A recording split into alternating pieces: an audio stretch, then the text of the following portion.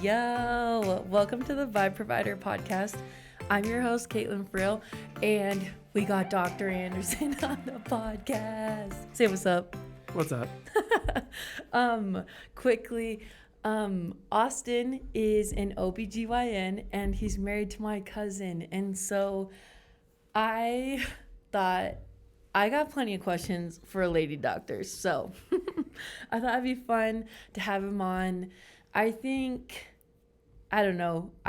Personally, I think having to go to the doctor is a little scary. It's always anxiety to make an appointment. And so I thought having him on will probably just help people know, like, it's not scary going to the doctor. It's actually kind of nice to know answers to your questions. Okay, Austin, you're a professional doctor. I'm a professional yapper. So before we get into the topic, we always do a life update, and I ask you all my starter questions. Sure.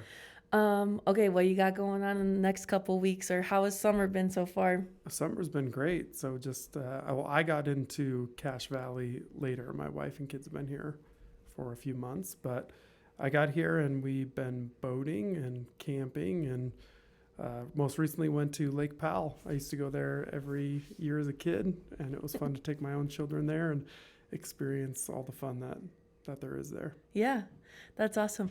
Yeah, they've been inviting me. You've been seeing me on the boat on IG, and that's Dr. Anderson's boat.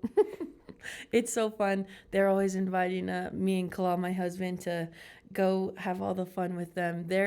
They are the family with the fun toys, and then we get to have fun with them too. So they're always making sure everyone feels included and on the fun, which I definitely appreciate. Okay, but your birthday's coming up. What are you asking for your birthday? Well, we're also in the process of starting to build a house, so we don't really. No really presents, like just a house. just a house. Yeah, that'll be my birthday present.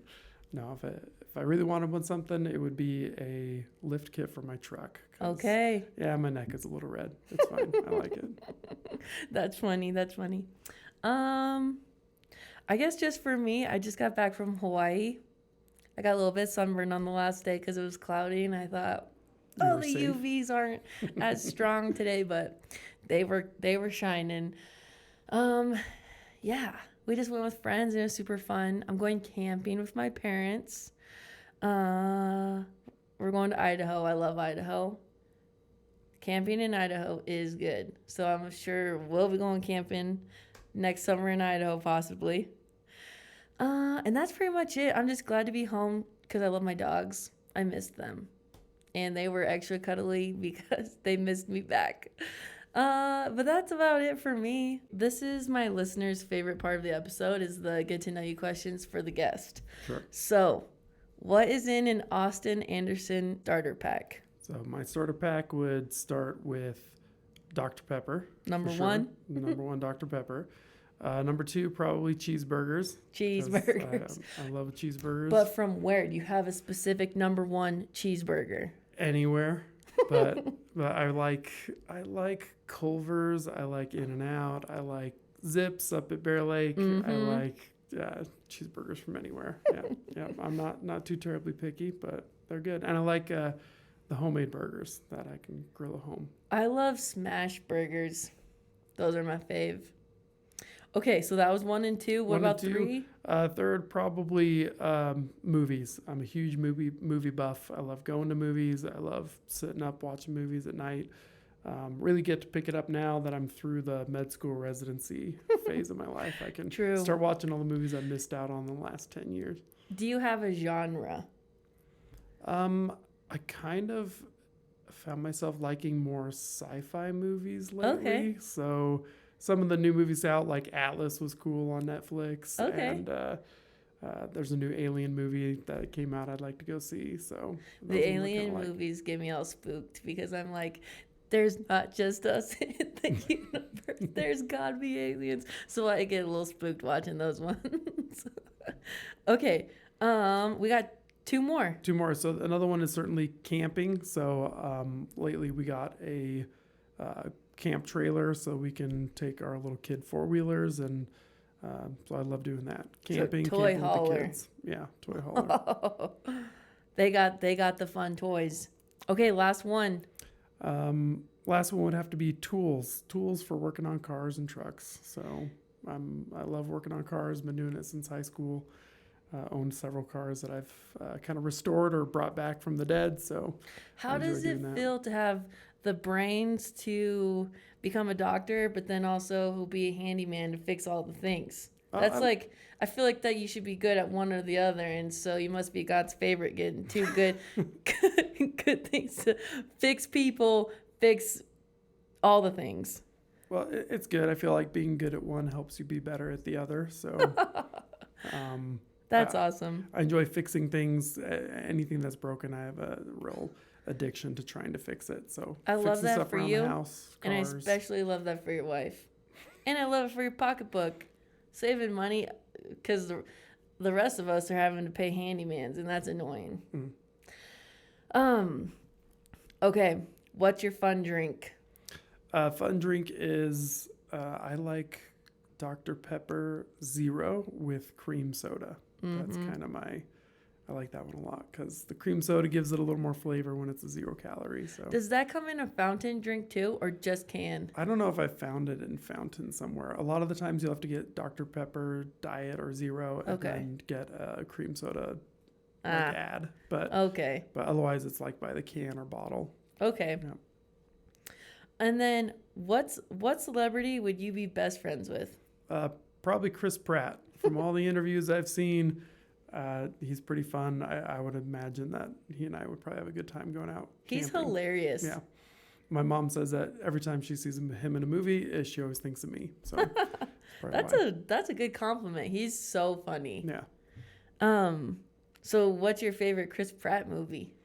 Of all of his movies, I'd have to say Guardians of the Galaxy movies. Like those three, that character he plays is very, very funny. And I think that's why it reminds my mother of me, because he's not so serious.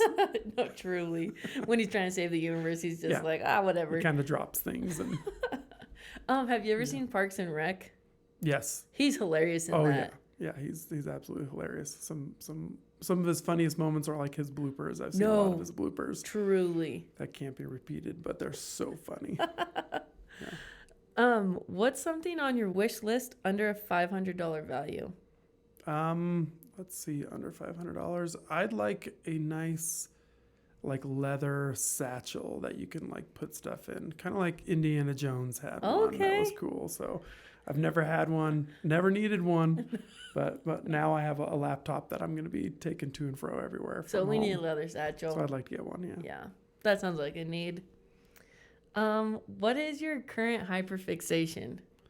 Lately, at least over this last few weeks, it's been trying to bring an old Land Rover back to life. It doesn't look old. It looks so nice. It looks nice, but the transmission's not working, so it's not very nice right now. So if you get it working, will you be driving it? Yeah, absolutely. Okay. Oh, yeah, I'll be driving it. In fact, I think my wife will start taking it from me because we love that car. So as soon as it starts working, she'll probably give up her newer car and be like, "Oh, I'll take the old Land Rover." No, the old Land Rover is nice. Cute leather interior, or should I say masculine leather interior. It's great condition. So hopefully you can get that baby running again. Yeah. But you were also telling me about maybe a movie theater room in the new house. Sure. So with building the house, it's going to be unfinished, and I'll be kind of building it myself. So I'm the YouTube watcher of do-it-yourself stuff. So I've been watching all the reviews or recommendations for building your own movie theater. So I'm enjoying that. So hopefully one day I can get started on it. That would be sick. I think we would all appreciate a good movie theater room when we come to visit. Yep. Favorite TV show? So my favorite TV show is a little bit of a guilty pleasure. So it's probably The Walking Dead. And it's been, I think, airing for 15 years or more. Whoa. So it's been on for a long time. So I didn't know that long though. So I love that one, and then they have a couple spin-offs from that show. Oh. So I really enjoyed watching that. Like zombie movies, I like watching even the terrible ones, which which are sometimes more entertaining. But Do you think you would survive a zombie apocalypse? I would hope so. Yeah, I've seen a lot of TV shows. She's like, I know what to do That's in the best case. credit I got. And then you had a Walking Dead 30th birthday party? Yeah, so my lovely wife surprised me with a birthday party when we were in Grenada in medical school. She took us up to I think it was like a medieval armory, or I can't remember what it was, but now it's been converted to a bar. So it's essentially like a fort. A fort, that's right. Yeah. Yeah. So a fort that was converted to a bar, and they have these large rooms with big screen TVs in them. So she invited all of our friends from school to dress up like zombies, and we all went up there and had a water balloon fight, and it was pretty awesome. That's so creative. Yeah. So we have some pictures of that. Oh, dang. Yeah. Okay, last get to know you question before we get into our topic time. What is something that people might not know about you?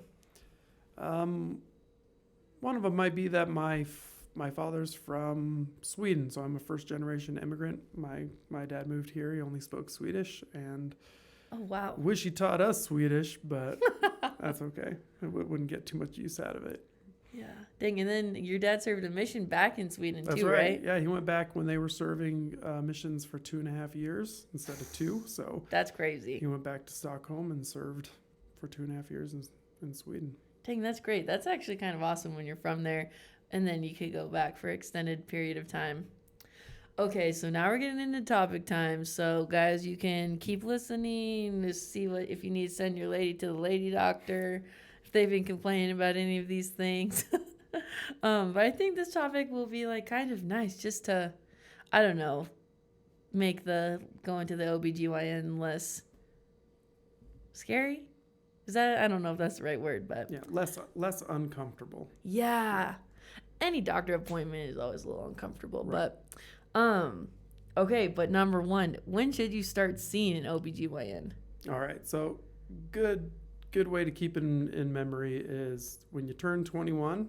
That's probably when you should be going to a GYN for at least a pap smear, Okay. and that's for cervical cancer screening. Okay. Otherwise, if you were to get pregnant earlier than that, that's another good reason to go see an OBGYN. Yep. Because we take care of the pregnancies. And or a lot of moms will bring their teenagers in at 19, 18, just to get you introduced to maybe their OBGYN. Okay. If they're wanting to start some type of long-acting contraception, Okay. like an IUD, something like that. Many Okay. patients will come in for those reasons. Oh, wow. Yeah. Okay. What's a common fear that women have that's actually not that scary that you think? Overall, I couldn't say personally, but having a baby, I do have lots of women who are really nervous and scared of it, whether they're going to have a vaginal delivery or even C-sections. They tend to be nervous and scared, which is totally normal and natural. Yeah. But it all just becomes wonderful. I mean, once baby's delivered, they're holding baby, and we're always like, so how did it go? How do you feel? And they feel like the best they've ever felt in their life. So it seems scary at first, but They got those afterward, good hormones it's- pumping. Yeah, they're usually very comfortable and very happy. And when they hold their baby for the first time, they're like, all that fear is gone. So Yeah. I remember I had a sister-in-law that said, I could have 1 million of these. And I was like, you just had a baby. Like, I didn't know that was like, someone's reaction to just having one. But, okay, so if someone's plan was to have a baby, not C-section, but something happens where they might have to, and they're super nervous about that, what, is that going to like make them super scared, or like, what do you think when something like that happens? Yeah, there's a lot of patients who will feel either super scared or they might just feel really sad or let down. A lot of patients might blame themselves for it, which is ridiculous, but whatever is safest for mom and baby. So those patients who find themselves where the vaginal delivery is just not progressing, baby's not coming out, baby's not looking good on our monitoring, so it just doesn't look like it's tolerating it. The next step is to get baby out through C-section. So the best way to calm any patients down, and what I do, is sit and take the time to talk to them and let them know what to expect. So, what they are going to see, what they're going to hear, who's going to be in the room, when is the baby going to come out, when are we going to be done, where are you going to go after the room. everything that you're going to see and hear. What do you want to see? How much do you want to see or hear? Mm-hmm. So there's all those things that are questions you can sit and take the time with your patient so they expect it. So Okay. you're a lot less scared of something when you've heard it all before and you know Yeah. what is coming. So for someone who had planned to deliver it vaginally versus a C-section, and then they did have to do a C-section, do you think after when it's all said and done and they're all stitched back up, do you think like are they still like super bummed about it, or are they just mostly happy like they're To be honest, I don't think I've ever seen a patient super bummed. They're like, holding "Hey, their what little happened?" baby, and they don't seem to even remember that they had a C-section, because we'll get them comfortable right back in their postpartum room, okay? and they're surrounded by their family. They're holding their little baby. So it's really not like much afterthought except No. just making sure you heal up nice. Oh yeah. Okay. Yeah. Okay, so it's not as spooky No. as people probably think it is. But I mean, that's why it's good to have birth plans, but also knowing there's plan B, Right. C, D. Every once in a while, you get the emergent C-sections where you don't get the time to explain in as much detail. And you gotta but trust the process. You got to trust that, hey, a lot of people are going to come in, but we're doing it to take care of you and take care of baby. So Okay. Yeah. What's the most common question you get? that's right. So a lot of patients, especially with their first baby, because it's the first time on labor and delivery, they want to know if they can get an epidural, if they have to get an epidural, when can they get an epidural. A lot of patients will look at me and say, when do you think I should get an epidural? So it's always fun. I love getting those questions because I'm like, well, whenever you want, Okay. honestly. You can get an epidural as soon as you feel like you need one. If you're in pain and you want one, that's fine. Okay. A lot of patients may have the misconception of they have to be at least 6 centimeters dilated or 8 or 4, and that's not true. If you want one and you need one, get one. That's the most common question I get with patients. Okay. Yeah. Just asking about a statistic. How many women that you deliver their babies get an epidural?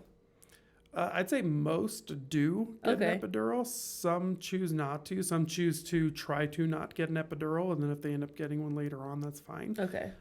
Really, it health-wise for safety, there's not too much.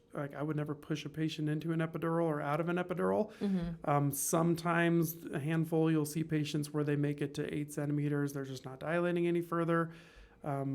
But they're in a lot of pain and they're really tensed up. So for those patients, it's like, well, at this point we might have to do a C-section, but you can always try an epidural. And I kid you not, 9 out of 10 times they relax, they go fully dilated, they deliver their baby. Wow, So that's crazy. It does work a lot of the time. So I've heard things about both. I've heard women, they're like, get the epidural, whatever you do, get it. And then I've heard some women who didn't have one, and they're like, I felt like amazing. And so I'm like, sheesh, well, you don't really hear too much bad from one or the others. They seem to both be good options, but I'm going to keep my options open when I get to that point in life. I'm proud of patients for doing I think either I'm one. team epidural, to be honest, yeah. but... Yeah, the joke is I'd get an epidural the first contraction I felt. So for me, I'm like, great, you want an epidural immediately? Me too. That sounds fine. That's so funny. Okay, so this one for people who maybe, aren't pregnant or don't want to become pregnant, but so this question is for everybody. Any girl has a period. What makes a period not normal and to go see your doctor? So not normal would be not normal really for them. So there are some women who have, periods that are every 4 weeks right on the dot. Yep. And then some women have periods that are every 5 or 6 weeks on the dot. Some women bleed for 5 days, some bleed for 8. So if you have a normal, regular period that is very predictable, and then all of a sudden it becomes unpredictable, and it's like that without any other cause, like you're not pregnant, you didn't come down with a severe illness, then that might be a good reason to come in and see your OB. We could do an ultrasound, make sure that maybe if you're having more frequent bleeding, we want to make sure it's not something in the uterus like a polyp that we could fix and remove. So. Okay. Why can period cramps be so bad? Why are they so bad? Yeah, why are they why can't we just live our life bleeding a little bit? Why we gotta have the cramps? Yep. So some are unfortunate enough to have very painful period cramps. Some women, it doesn't bother them very much at all. They barely take any medication. So, and some it's debilitating where they're missing work, they're missing school. So for those patients, we really got to work through them. I tend to start at the beginning, which is over-the-counter medications. Most patients are doing that already by the time they come to see their doctor. Yeah. So then we kind of move on to the next step, either prescription medications for Whoa. pain control, That's crazy. or we move on to like hormone therapy, like which could be birth controls or injections or whatever else that can help. Okay. Yeah. Would you recommend patients coming in before trying to have a kid? For the most part, yes. So if you are thinking about getting pregnant or you're trying to become pregnant, it might be a good idea to schedule a visit with your OBGYN. That way they can at least tell you what to expect. Okay. That way, when you get a positive pregnancy test, you know when your ultrasound's going to be. They might check your labs a few times. Okay. And they'll give you good advice with anything else you can do to ensure you have the most healthy pregnancy possible. So one of the good pieces of advice is start taking your prenatals. If you're thinking about having a kid, start taking prenatal vitamins. Okay, I'm actually going to go off I have our questions written down, but I got one in my head I'm going to ask you. Sure. So, I've been to the lady doctor before. Get your feet up. They put something in you so they can look in there. How far can you actually see in there? Are you seeing quite a lot? Yeah, so at the top is the cervix. That's what opens when you deliver a baby. So that's what you have to see when you're doing a pap smear. Okay. And that's what completing an entire exam requires. You Okay. have to see the cervix and then examine the walls of the Okay. vagina as well. And so you're just like, all right, everything's looking good, or Yep. everything's not looking good. Yeah, so you have to go in there. I mean, for those exams, you could be looking for things for patients who have irregular bleeding, especially older patients. You want to make sure they don't have any kind of cut or lesion or something like that. Oh, wow. So you do need to go in there and look and perform the exam. But you can see everything you need to see when you just... Is it like a magnifying glass? Usually, well, there is a culposcope, which is a device that we use to magnify Okay. the cervix when we're looking more intensely for somebody who has abnormal pap smears. So we could be Okay. looking for lesions, abnormal cells. So in that case, we will use essentially a magnifying glass to see.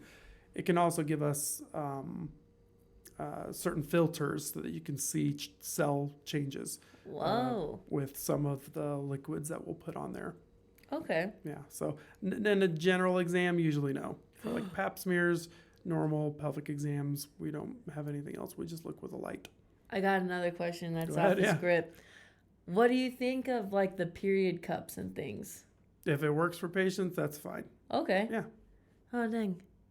Because we've been hearing all these spooky things about tampons these days. Well, I mean, most recently I had a patient where their IUD came out with their, yeah, but those are all one-offs. All the IUD stories you'll hear are usually the 1 out of 1,000. The other Yeah. 999 are perfectly happy with their IUDs, Okay. and you never hear about it. So But, whatever works best for you. yeah, exactly. Some Okay. patients it doesn't work at all. Some patients it works perfect. So, Okay. yeah. Okay. You got any favorite prenatal vitamins for us? No, no specific brand. No one's putting money in my pocket for it. just make sure you get one that has. Most of the time we look for, ensure it has folic acid. Most of them do. Iron supplement is fine. Should have some iron content, but through your pregnancy you may be advised to start taking additional iron supplementation depending on your lab results. Okay. But for any generic, uncomplicated, pregnancy, otherwise healthy patient, just a generic prenatal vitamin. Whatever's cheap, whatever Okay. you can tolerate. You heard it here first. So many times patients will be like, no, I'm not taking my prenatal because it hurts my stomach. It's like, well, let's try a gummy. Let's try Okay. taking them at night. Let's do something like that. Okay. And the biggest benefit is taking them prior to pregnancy because most patients won't discover they're pregnant until after a lot of the development has already occurred. Oh. So do take prenatals if you're thinking about becoming pregnant. Okay, good to know. When you started doing like rotations in medical school and you had to do like the OBGYN, was it a little awkward or uncomfortable at first? Not for me. It might have been for some other students. I could tell that they were Like, scared, the hand shaking. Yep. But usually by the time you're the one sitting and doing a pelvic exam on a patient who's agreed to let a student do it, you've seen dozens and dozens already. You've seen attendings do it. You've seen them train residents. Residents are teaching you. And by the time you sit down to do it, you're kind of excited to finally do it. Okay, we're doing something. Yeah. And you're kind of more concerned with getting it right. Because a lot of the times they may have you do an exam where they know there is a polyp, or they know the patient's had a hysterectomy, so there is no cervix anymore. So they'll test the student that way and say, do a pelvic exam and tell me if you see anything wrong. And then some students will just be like, nope, everything's perfect. It's like, no, it's not. There's no cervix there anymore. So, didn't pass. Yep, didn't pass. Okay. But last question before we go. What are some no-nos during pregnancy? Some of the more typical ones are no hot tubs. Don't want to take any hot baths during pregnancy. That's a lot of people's favorite things. No hot pads directly on belly. Okay, so don't be cooking it. Lower back pain's fine. A lot of patients will use hot pads there, but nothing directly on baby. We definitely recommend not to do that. Okay. Continue your prenatal vitamins. That's fine. Okay. That's kind of the more common no-no for pregnancy. There's a lot of no-nos. You said some food ones. Some food ones, certain fish have high, mercury content. So swordfish, some types of shark, those are ones that you don't want to do. Other concerns would be for some bacteria that's on deli meat. So we used to advise a lot against that. Some physicians aren't so strict on that anymore. They're okay with patients doing it, but just knowing. Just be cautious. Yeah. Okay. And then no potato salad that's been sitting out at a park or picnics for anybody. Don't do that. Okay, but yeah, you're practicing in Cache Valley. So if there's anyone in northern Utah, northern of Salt Lake City, Cache Valley, Logan, other surrounding cities, if you need an OBGYN, Austin's your guy. He is, I mean, you've been hearing him talk. He's got gentle voice. He's super kind, delivered 2 of his kids. And anyways, so if you need a doctor, he's up here. Or this is your sign to maybe make an appointment, make sure everything's running good, all the pipes are good, working great. But anyways, thanks for coming on and answering these questions that you probably answer every day. No problem at all. I'd be looking forward to meet anybody new coming down, because a lot of that fear comes out of the unknown. I see a lot of patients come in, and reassurance, honestly, is one of the best things that we provide. Patients will come in with a question, and we basically take a look, do an exam, and say, yep, that's normal. You don't have to worry about that. And they go, I feel so much better. Yeah, peace of mind, even peace of mind knowing that it's no big, but also peace of mind knowing like, we can handle this and treat this. Yeah. And then another thing that you mentioned is like, don't hold back. When you go to the doctor, tell them all the things. Oh, yeah, be honest. Yeah. What does it look like? Smells, whatever. He said, don't hold back. A lot of these things you would realize that a lot of people are dealing with, but you wouldn't know that if you didn't talk to your OBGYN, or you said GYN too. If you're not having, is a GYN when you're not having a baby? If you just need. So GYN is just gynecology. Okay. So that's for like birth control and menopausal symptoms, anything like that. Go ahead and come on down. No. Good to know. Be honest. Yeah, be honest. Anyways, thanks for coming on, and we'll see you guys next time. See ya. Bye.